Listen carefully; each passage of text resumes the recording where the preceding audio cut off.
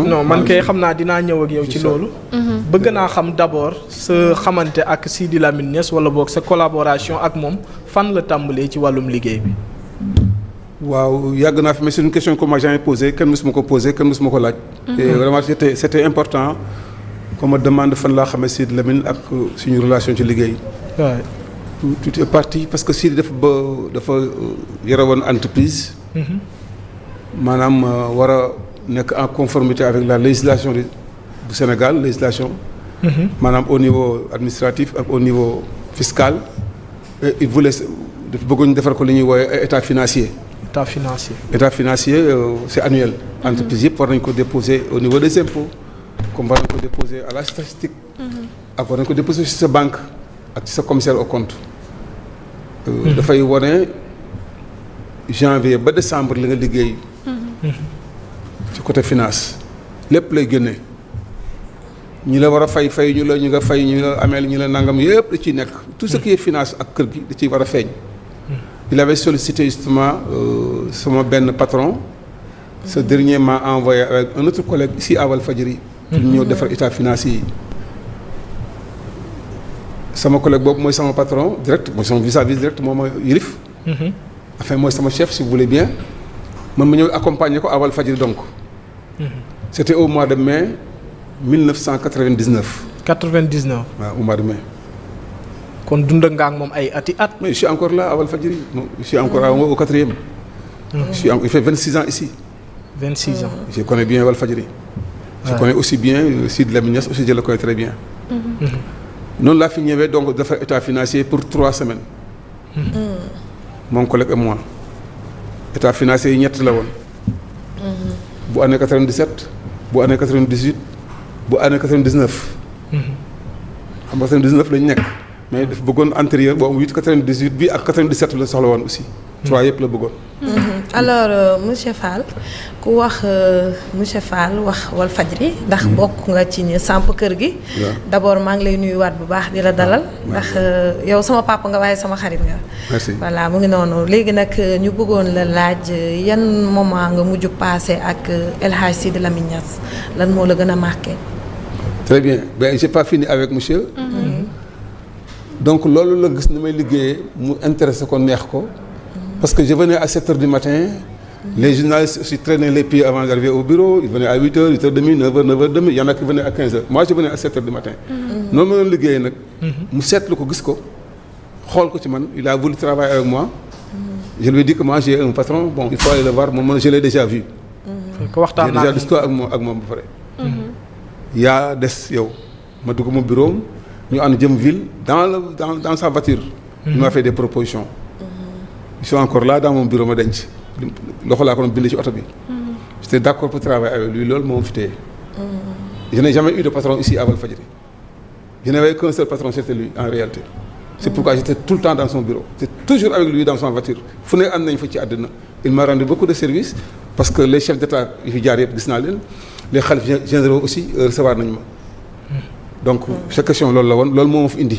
ñoo nga laaj ma ni ma. sama moment yi ma dund ak Sidi Lamine Niass. nous avons travaillé ensemble booba y avait la radio et le journal. ñu nekk di ci liggéey mais il avait beaucoup d'ambition. dafa bëggoon dem ci kaw rek. il a réussi aussi lu gën a jafe ci àdduna fexe na ba en Afrique francophone moom dong moo fi am benn kër goo xam ne ci la logé 5 entités. y a le journal y a la radio la télévision le site internet bi ak. l'imprimerie. juróom yëpp nekk ci benn immeuble boo xam ne moom moo ko moom. am nañu ko am. mais en location. am nañu ko am mais mataluñu 5 yooyu moom dafa matal 5 yi ba pare kër gi moo ko moom. c'était en fait loolu bokkoon na ci réalisation yi mu def yoo xam ne ñu bari defuñu ko en Afrique francophone. mu réussir ko.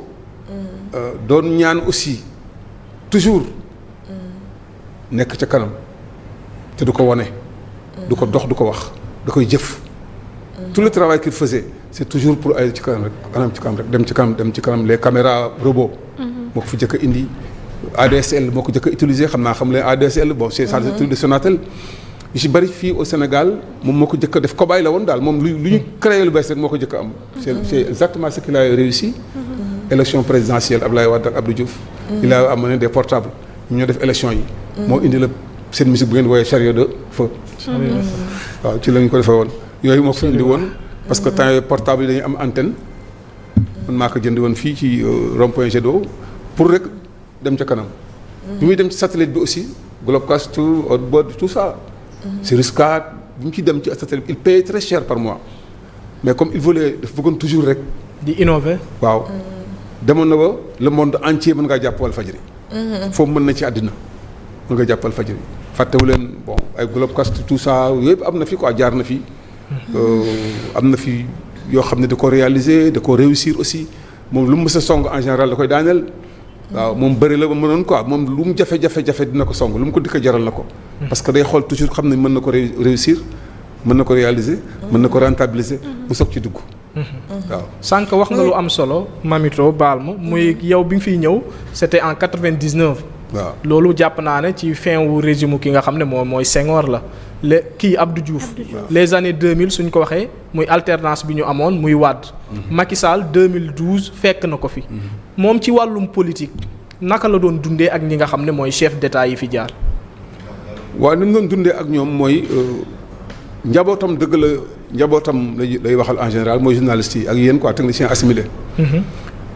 daf leen wax jàng ngeen li ngeen jàng pare mën ngeen li ngeen mën ba pare kenn mën ko nangu ci yéen. mais na ngeen ko defee rek ni mu waree.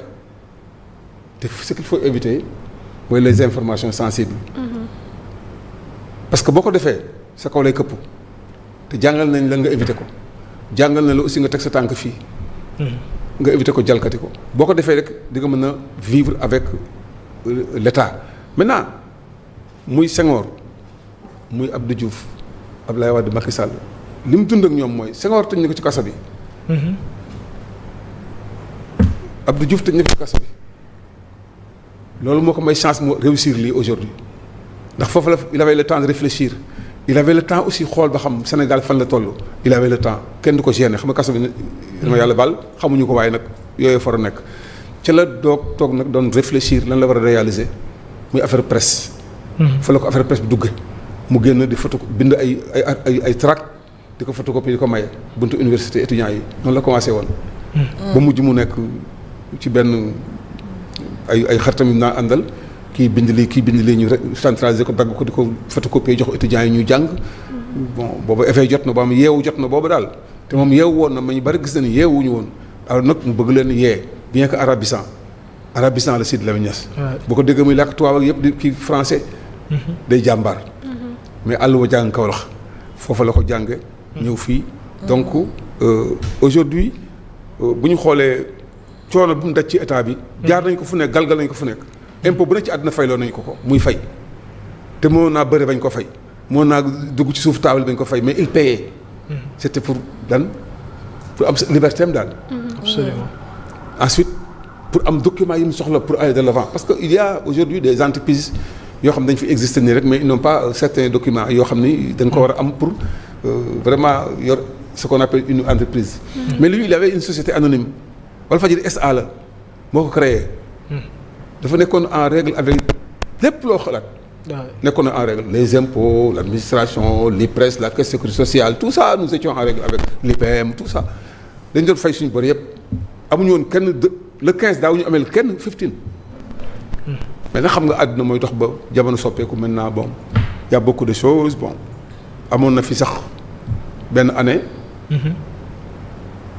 Ça j'ai oublié de le dire même parce qu'on m'a invité tout à l'heure à la radio à la télévision Walfadjri toujours. Mais amoon na fi benn année il a porté plainte contre l'État. Contre l'État du Sénégal. ci affaire aide à la presse. Ah bon. aide à la presse lan la doon revendiquer ci loolu. très bien parce que dafa am organe am. rajo nekk fi ak télévision ak journal ñi nga xam benn station régionale la ñu am fële fu sori ëppale ko aide à la presse. injustice. voilà. nga jox kooku 30 millions nga jox ko moom 9 millions exemple laa jël. ki nga xam ma nga ca àll ba à 300 kilomètres ou bien 200 kilomètres de Dakar.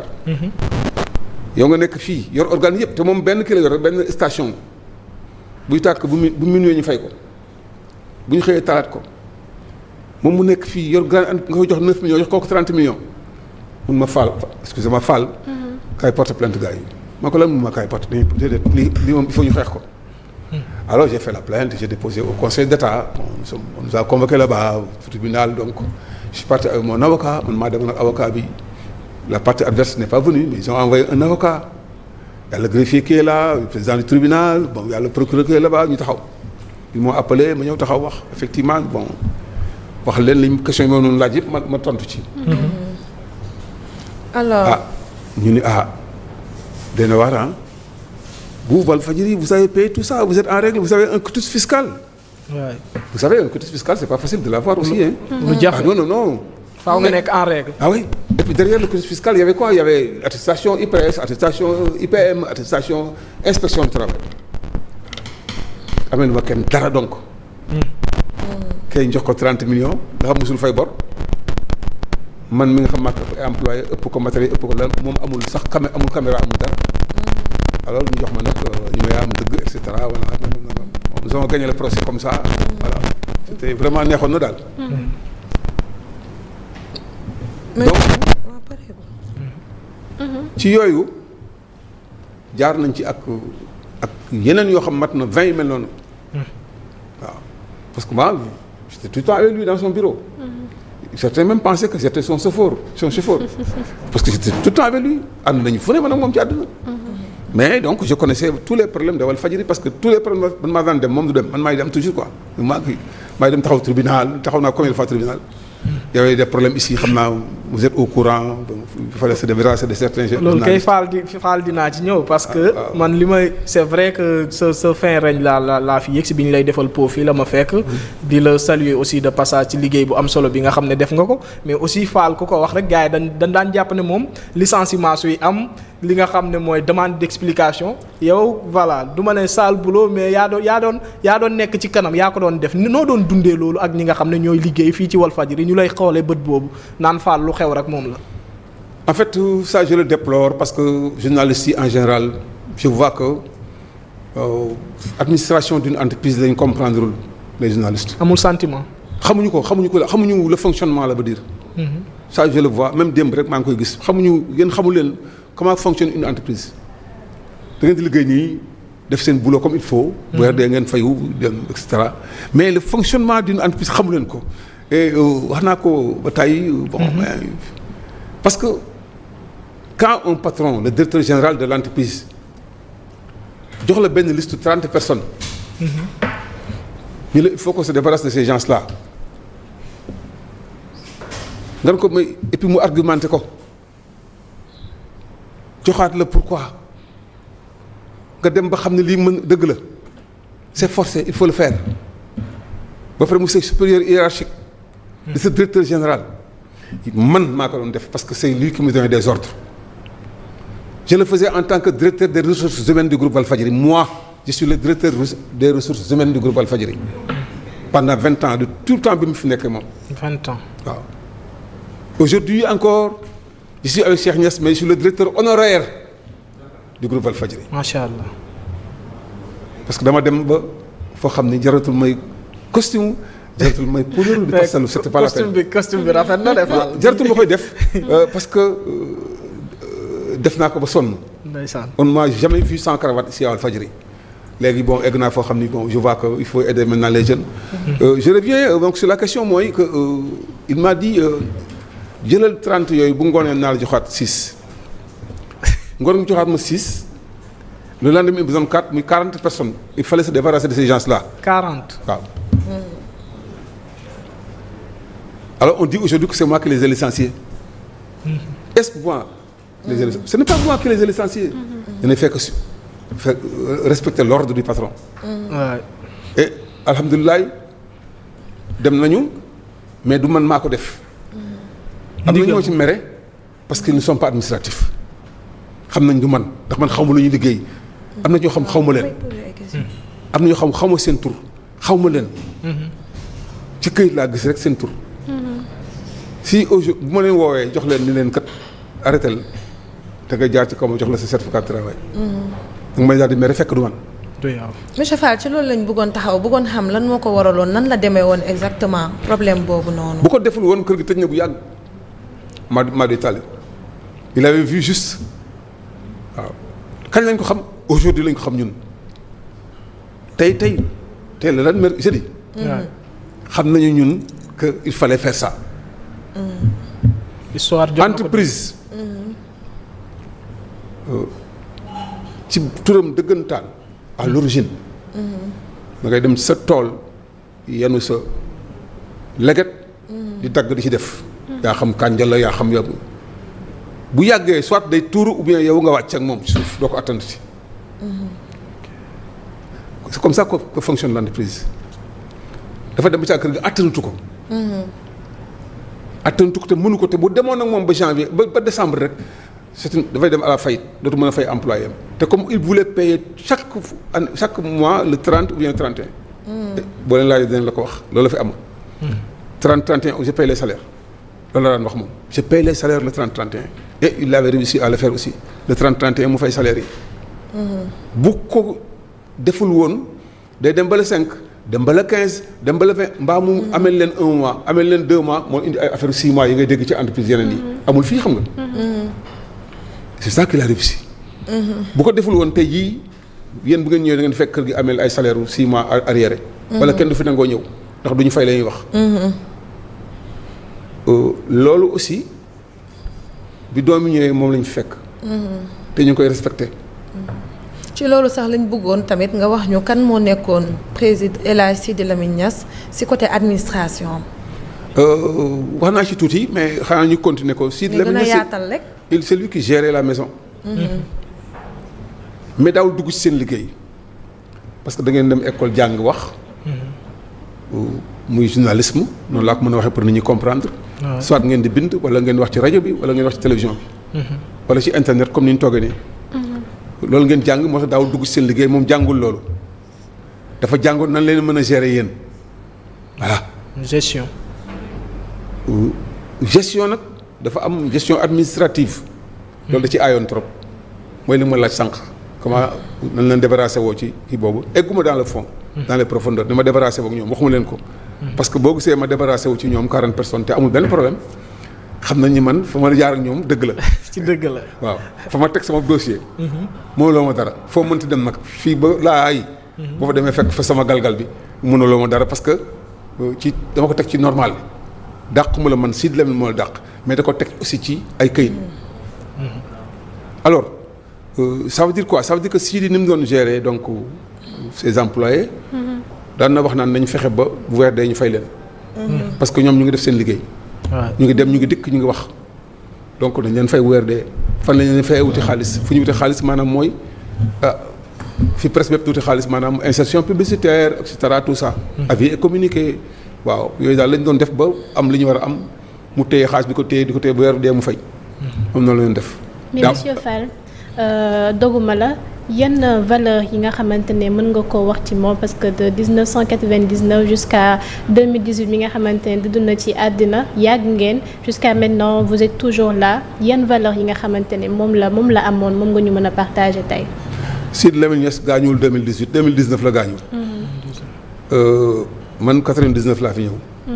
seetlu naa ci moom daal nii yàlla may na ko chance boo xam ni bariwul. bi mu dee kenn topp ko 1 franc du fen du tubaab du banque du kenn du nit doomu aadama amelul kenn dërëm bi muy dem maanaam fonkoon na boppam xamoon na it fi mu bokk ñaawu ci Sidi lëjëlu woon kenn fenn ci këram bari woon muy dem ci ay xew toog ci këram yor kaamilam bi moo ko gënaloon amoon na kaamil fii ci kër gi amoon na kaarim këram foog fekk alxuraan lay jàng bu deful dara parce que Sidi bul fàttali ni arab la def.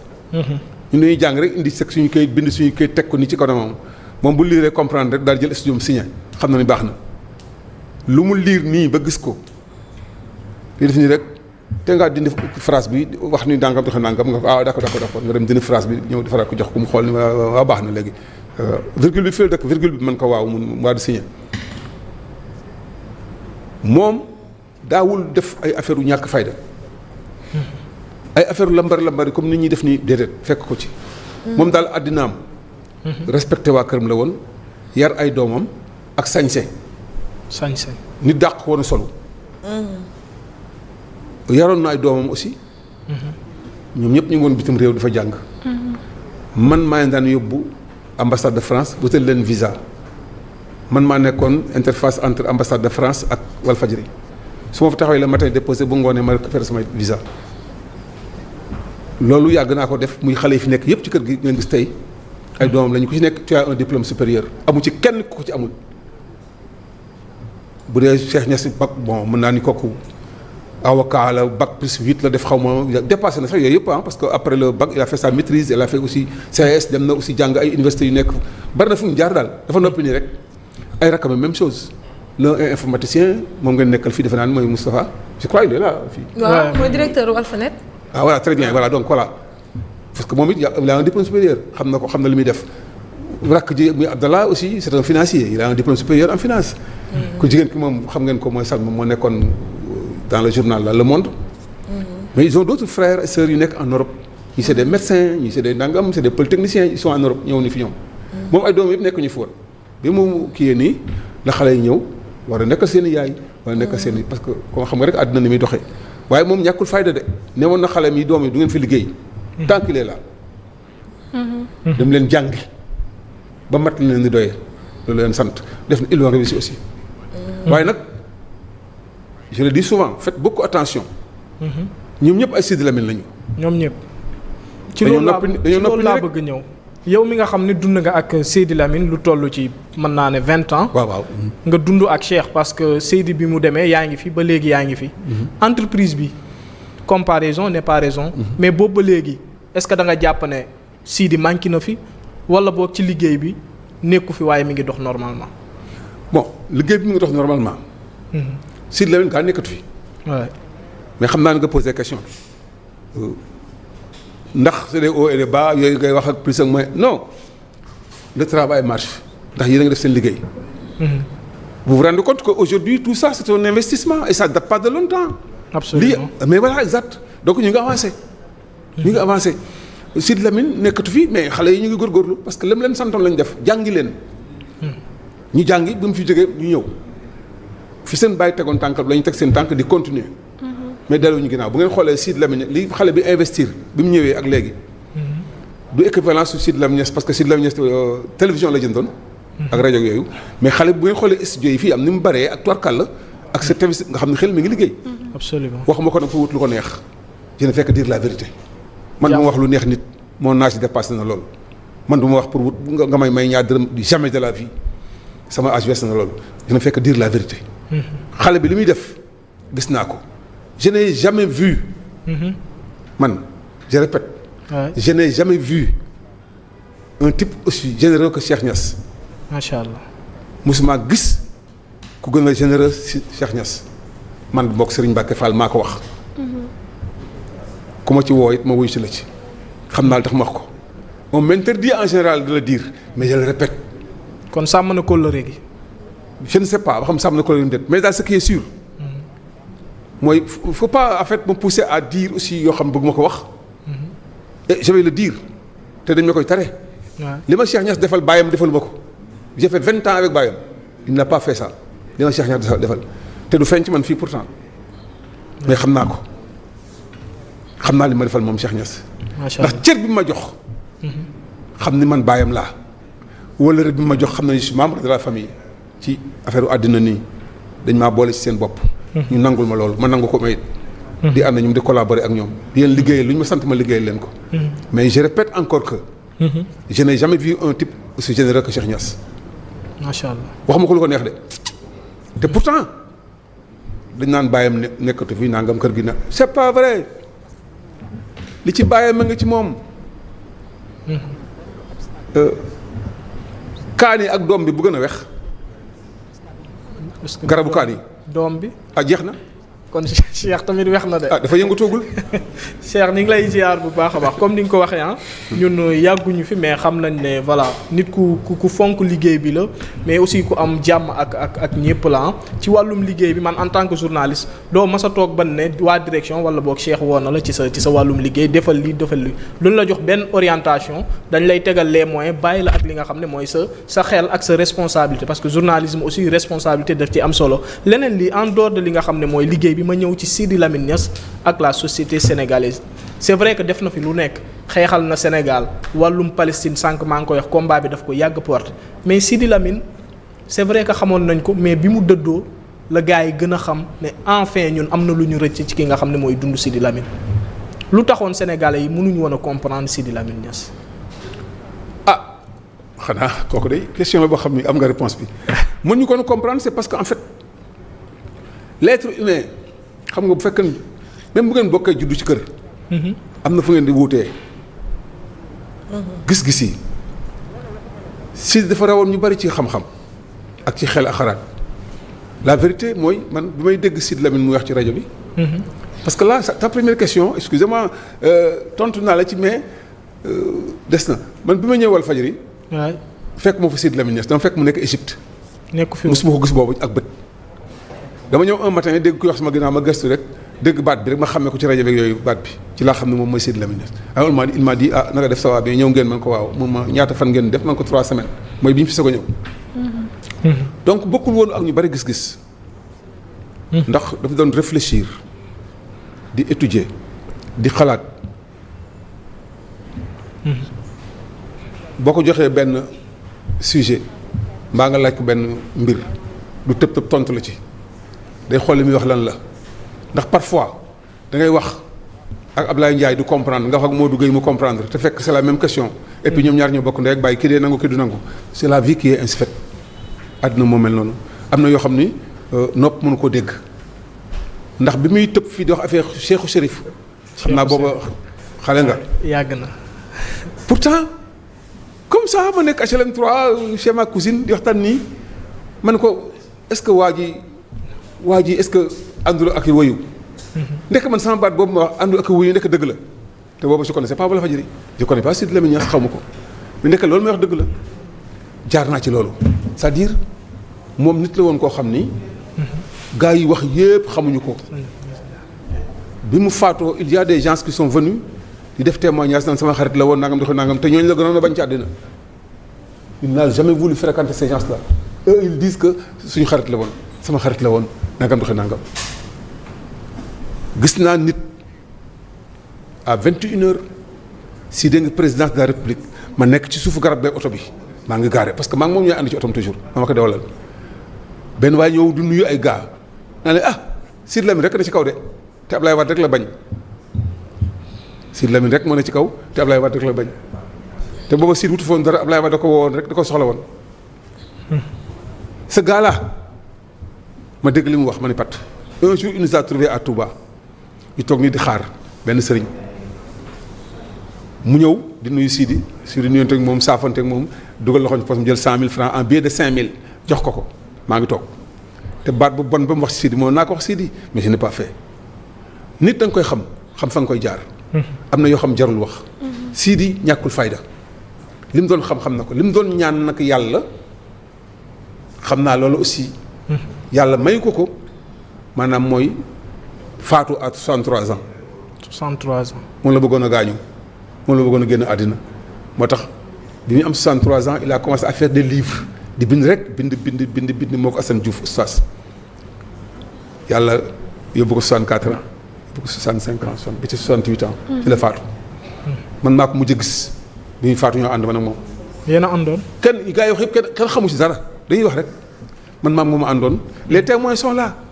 faatu gi bett na la wala bettu la. non enfin faatu yëpp ñëpp lay bett xam nga faatu. waaw. ñoo ànd feebaroon déedéet loxo moo doon métti loxo. loxo. dañ ko takkoon fii atel maam takk ko fii ginnaaw takk ko ba mu kii. mu sol abaya. ndeysaan. lan moo ko defoon. dafa ñëw fekk ñu invité ko Tivaouane le dimanche le vendredi comme d'habitude mu jël waa këram di leen yóbbu Yoff pour ñu nekk passer fa week-end bi il avait une maison à Yoff bi mu ñëwee Yoff gaare ca mbedd ma wax xale yi nañu ubbi bunt bi parce que il veut dafa bëgg a dugal oto bi marche arrière. dugal marche arrière bi xale yi ubbi bunt bi mën ñu ko ubbi crochet bi ci kaw jotuñu ko. xam nga xët-xëtu Sidi rek fekk il était déjà en position marche arrière xaar xale yi yeex mun tëll porte bi daw ubbi bunt bi ñëw ci oto bi seen oto bi ñëw xam nga marche arrière auto automatique day ñëw mu daw du ko téye oto fel ko mu daanu fii am problème mu daanu suuf ak fii mooco bi ñu takk ko nii c'était le vendredi donc man maa ngi sama kër yëguma ko le samedi 10h mu woo ma téléphone Fall na nga def man ko maa ngi ça va foo nekk nii man ko maa ngi ci kër mbaa voyagé wu ma déet man dama bëggoon ñu ànd ak suba Tivaouane mais dama am blessure sama oto moo ma gaañ ma ko mbaa garaawul ma afin yóbbu woon na ma daal ci médecin bi bon ma ça va alhamdulilah dañ ko takk sax waaye loolu daal garaawul bu subaa rek ci dimanche yi ñu ànd maa ngi yow ak Adi ak Assane Diouf loolu la ma wax ma xëy la ma tey ñëw taxaw nii gis ko mu jógee ci xam naa ne dañ ko wax ni ko ñëw naa mu génn nii ñëw fekk mu ni caabi ci ma jël ma ubbi oto bi mu dugg ci kanam ñu ma dañu xaar Assane Diouf tuuti quoi. alors il m'a expliqué li ma la wax léegi nii quoi mu expliqué ma ko ni mu daanoo yëpp ci kaw tali bi Assane Diouf egsi mu génn kanam gi dem ci ginnaaw Assane dugg ci kanam maa ak Assane Diouf ak moom donc ñu ànd dem jël Adi Niass fii ci Dalifort ak yoonu Tivaouane parce que devait faire une conférence à Tivaouane lépp ñu takk fii de am na kilifa yu bari ci wax du dëgg ay chef d'entreprise yu wax du dëgg li ñu wax yëpp dara amu ci man maa àndoon moom maa nekkoon ak moom maa xam li ci xew maa ko daan yóbbu hôpital yëpp di ko dellusi bi ñu demee ba Tivaouane il a fait la conférence pare génn mu mën a ñun dem Kaolack Adi ni ko man dama amoon ay rendez-vous mu ko déet Adi jàppale ma rek nañ dem Kaolack damay tàggoo ji. may tàggoo ji. pour dem dafa war a dem Fass ay gàmmu ci quoi Fass ensuite gàmm Fass Médine après Mecque. et c'est ça qu'il a fait aussi ba ñu jógee Kaolack loolu def dafa ñëw dem Fass dem Médine après dem Makka bi mu ñëwee la ma woo téléphone. Faa la nga def ma ko foo nekk ni ma ko maa ngi bureau mun ma mënoo fi jaar ma ko kay yan heure mun ma mën nga fi jaar léegi ma ko d'accord ma dem mu expliquer ma ni ma j'ai fait mon pèlerinage petit pèlerinage et cetera voilà dama bëggoon léegi bu 4 heures nga ñëw yóbbu ma hôpital pour ñu xoolal ma ndax sama voyage bi ma def ndax ki yëngatuwul. loxo bi. Tivaouane ak Kaolack Fass Médine Makka ndax ma ko d'accord yan heure mu ma 4 heures ma ñëwaat fii bureau toog 4 heures ma bëgg a départ mu woo ma téléphone ma foo nekk man ko maa ngi bureau bi ni mun ma ñëwal kaw waxoon daal nga ma ko non 4 heures nga ma waxoon il est 3 heures waaye ñëwal rek c'était ça waaye ñëwal rek ma ko d'accord après je suis parti bi ma ñëwee taxaw même pas 5 minutes mu wàcc dugg ci kanam jabaram dugg ci ginnaaw ndekk man ki ma àndal nii dafa war a dee une ci kanam tuuti xamoo ci dara xam nga nit. te moom moo la woo nga ñëw. dara jotu ko parce que loo xam ne lañ takk wax naa la ko. tànk bi nag amoon na lu mu ci doon kii bon lu mu ci doon jàmbat mais bi ma ñëwee juste këram donc ñu dugg ci oto bi aw yoonu hôpital enfin clinique bi quoi en face Camp Dial Diop. nous sommes partis là-bas ma gaare mu wàcc jabar ji wàcc mu ànd dem xam nga tànk bi daa gaaw muy kat mais tànk bi amoon na fii problème quoi xam naa ci jël bi quoi. mu dugg ci clinique bi ma ne ci biti di ko xaar 30 minutes après il ressort ñëw ni ma ñoon dem xool na ko nee na bougé wul quoi heureusement bougé wul nee na ma semaine prochaine ñu dindi ko loolu la ma wax. mun ma boo gisee pharmacie nga taxaw dafa am garab yu muy jënd quoi ma ñëw pharmacie di l'Union ginnaaw cathédrale taxaw mu wàcc jabar ji wàcc dem jënd ñëwaat ñu ànd di aw yoonu léegi nag aw yoonu Sacré-Cœur këram maanaam mi ngi dem pour faatu quoi pour gaañu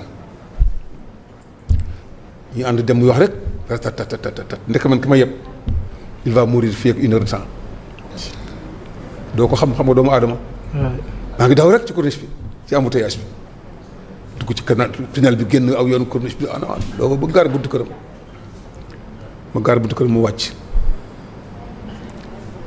kii mu jàkkaarloo ñëw di ko nuyu ko sant Fall kañ nga ñëw mun ko barki démb laa ñëw xaw ma barki démb bon ak yaram mun ko sawa alhamdulilah tane nga bu baax mun ko waa am ku jóge fay ñu wax ko la même chose Sidy Lamine ma yaay ñes waay ñes ba tane nga bu baax mun ko waa tane naa ñooñu dem il reste maintenant man ak Cheikh Ndaw ci këram mun ma faal ma ko am ma jël oto bii sama oto nga génne ko fi mu nekk ni nga yóbbu ko ci kër ga xam nga këram ak Walfadjri jëkk bi ñoo taq ñaari kër yëpp moo leen moom. ancien loo ko Walfadjri bi laa yóbbu oto bi gaare ko ci bunt bi ma jël oto madame nga yóbbu ko foofu ma jël oto madame yóbbu ko fa mu ni ma ci làmmiñam fii bu fi dara nekk sama buntu kër Cheikh Ndaw mu ko am ko jëlal pelle bi nga toppale kii bi nii gravier xam nga grava lañ ko wooye xaw ma ay béton yi noonu foofu Cheikh def loolu mu ma Fall donc suba kañ nga fi ñëw man ko ça dépend ci yow rek moom ma dinaa la woo téléphone ni ma am jëlal 10 000 yi nga jël ci taxi xam naa ne indi woo sa oto man ko waaw indi moo oto de moom ma jël taxi 10 000 francs yi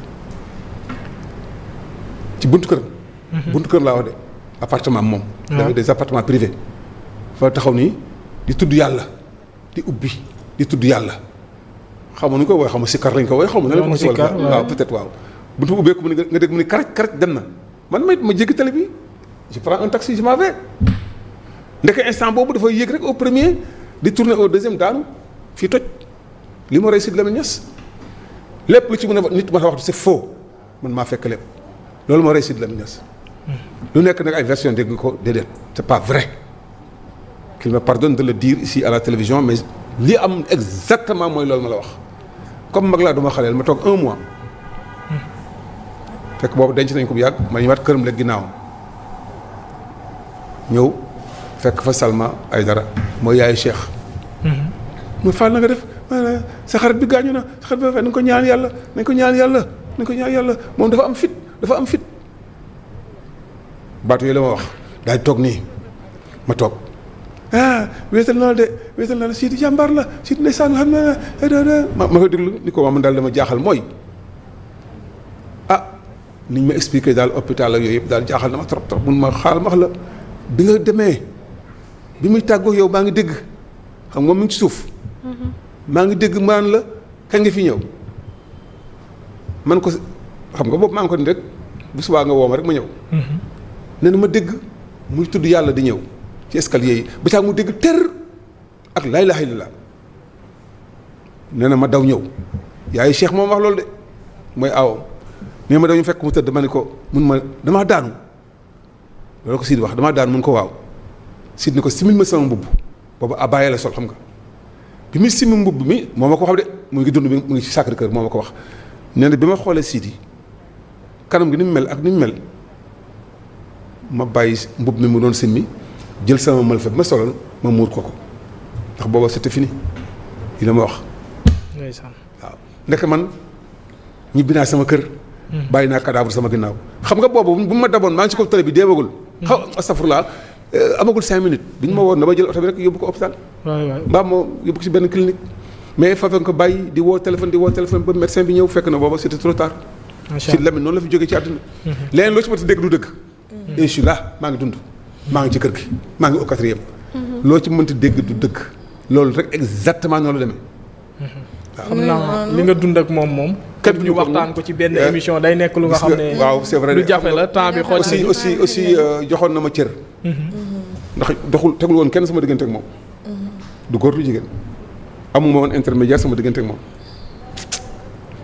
dama koy woo guddi ak bëccëg damay dugg bureau guddi ak bëccëg boo ñëwee bureau en général toujours mën nga fa fekk ma toog xanaa Assane Diouf moo fa daan su faral di bari tànk bari na ñuy tiitaru tey ci kër gi je le dis à haute voix di balbaloo ko def yëf Sidy Lamine sax xamu leen woon bu baax tey la neex a nettali wala mu ngi noonu alors ñu ngi lay jaajëfal bu baax monsieur Fall man nag li ma ci bëggoon wax lu ndaw rek mooy man am naa tuuti lu may fàttaliku ci moom ndax nag moom sama papa la woon mais sama xarit la woon man nag li ma gën a marqué ci moom mooy que ni benn jour dafa toog mu ne ma lan moo tax ngay nangu di wuyoo Mamito parce que yow yaa ngi tudd Soxna Rokhaya ñu tuddee la doomu yonente bi nga judd weeru koor judd bésu lëndi kon lu tax yow ngay nangu ñu lay dàkkante la ak Mamito donc man loolu nekkoon na lu ma marqué tout le temps dafa ma daan naan déer góorgóorlu ci sa diine ndax boo góorgóorloo ci sa diine rek dina baax donc man na ko yàlla daal di yërëm xar ko arjana ndax li ma doon tey Walfadjri daf ci bokk ndax li ma leen ko waxee sànq rek pour rappel 2017 laa fi duggoon en tant que stagiaire sama premier stage fii laa ko defee ci rédaction bi après nag ci laa dem ci beneen télé am fa beneen expérience ba dellu siwaat fii nii sama kër